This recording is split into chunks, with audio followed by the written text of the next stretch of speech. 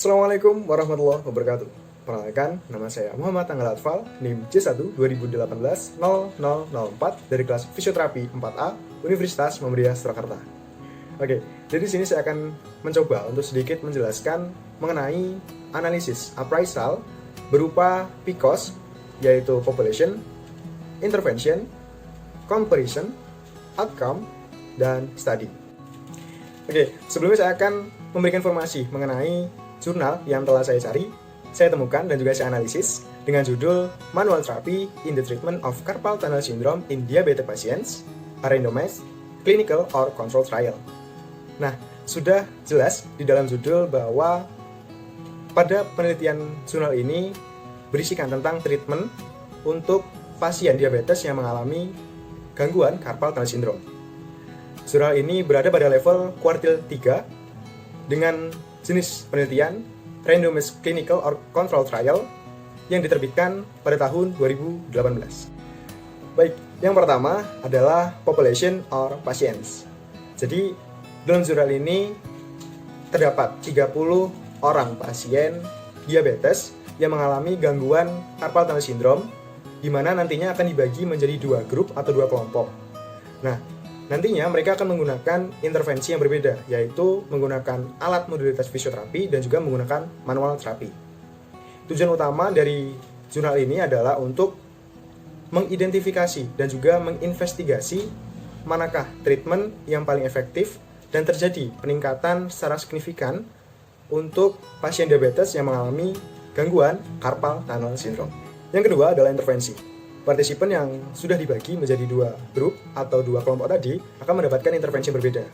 Grup pertama akan mendapatkan intervensi berupa alat modalitas fisioterapi, yaitu TENS dan juga ultrasound, dan grup kedua akan mendapatkan intervensi berupa manual terapi.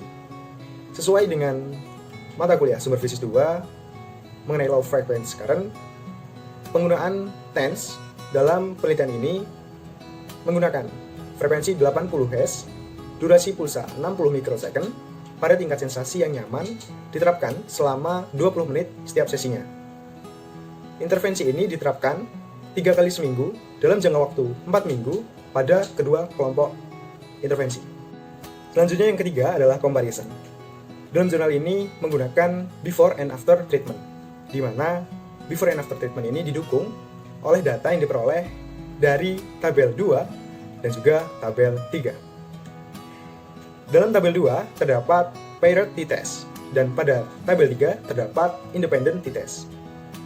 Nah, dari kedua tabel tersebut dapat diambil bahwa kelompok modalitas alat fisioterapi menggunakan TENS dan juga ultrasound dapat meningkatkan penyelesaian masalah subjektif, yaitu visual analog scale dan juga symptom severity scale.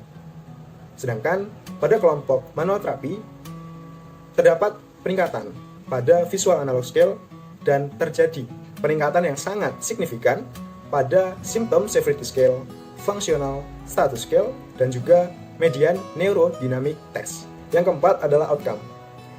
Intervensi menggunakan alat modalitas fisioterapi berupa TENS dan juga ultrasound dapat sedikit mengurangi rasa ketidaknyamanan sensoris di area tangan pasien diabetes yang mengalami gangguan Carpal Tunnel Syndrome akibat dari efek visual analog scale dan juga symptoms severity scale.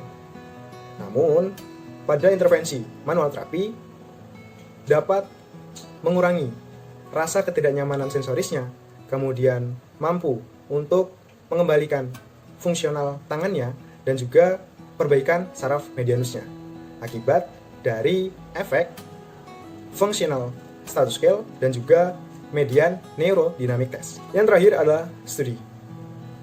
Jenis studi yang digunakan dalam jurnal ini adalah randomized clinical or control trial, di mana pengambilan pasien diabetes yang mengalami gangguan Carpal Tunnel Syndrome diambil secara acak. Kemudian intervensi yang digunakan berbeda, yaitu menggunakan alat modalitas fisioterapi berupa TENS dan juga ultrasound, dan intervensi menggunakan manual terapi. Baik, demikianlah penjelasan mengenai analisis appraisal PICOS dalam jurnal Manual Therapy in the Treatment of Carpal Tunnel Syndrome in Diabetic Patients, a Randomized Clinical Trial. Semoga bermanfaat. Mohon maaf bila ada kesalahan, dan saya akhiri. Wassalamualaikum warahmatullahi wabarakatuh.